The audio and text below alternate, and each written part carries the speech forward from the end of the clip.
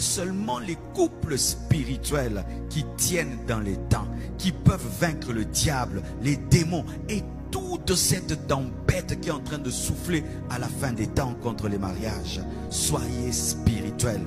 Ne soyez pas seulement amoureux, soyez spirituels. Dans le mariage, l'amour ne suffit pas. Il faut aussi la spiritualité. Amen. Hein?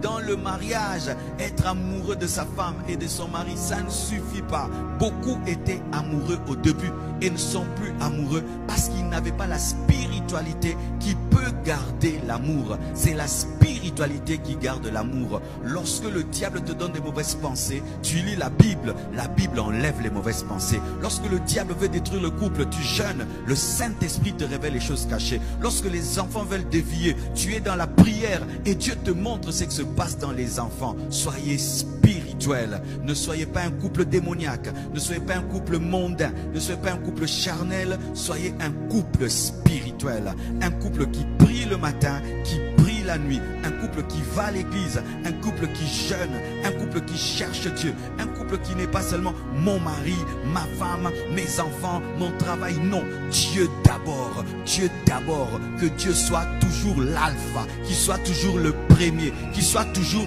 le centre de votre couple. Et lorsque le couple est spirituel, la vie entre, la bénédiction entre. Elle ne reste pas que sur les parents, elle touche aussi les enfants. C'est pourquoi les 7 enfants de Philippe prophétisaient et étaient vierges, parce que la bénédiction qui était sur les parents était transférée sur les enfants. Et la Bible nous dit que dans la maison de Priscille et Aquilas, il y avait une église. Les gens venaient, étaient édifiés, étaient guéris, étaient délivrés. Une église était dans la maison de Priscille et Aquila. Lorsqu'on est un couple spirituel, on devient une église. La maison est une église. Les gens viennent malades, ils sortent guéris. Ils viennent païens, ils sortent délivrés. Ils viennent maudits et disent: quand j'habitais chez vous, je me suis marié. Quand j'habitais chez vous, j'ai eu le travail. Quand j'habitais chez vous, j'ai été transformé. On devient une source de bénédiction comme Aquilas et Priscille, qui sont devenus les collaborateurs principaux de Paul. Lorsqu'un couple est spirituel, ça devient l'aide dans l'église,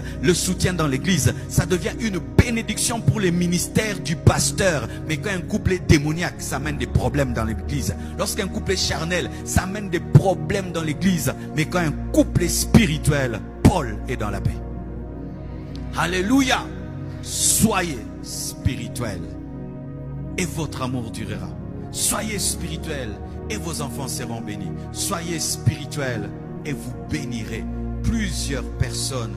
Soyez spirituels et vous vieillirez ensemble et vous vaincrez l'esprit du monde qui opère dans la télévision, qui opère dans les médias, et Jésus sera toujours avec vous.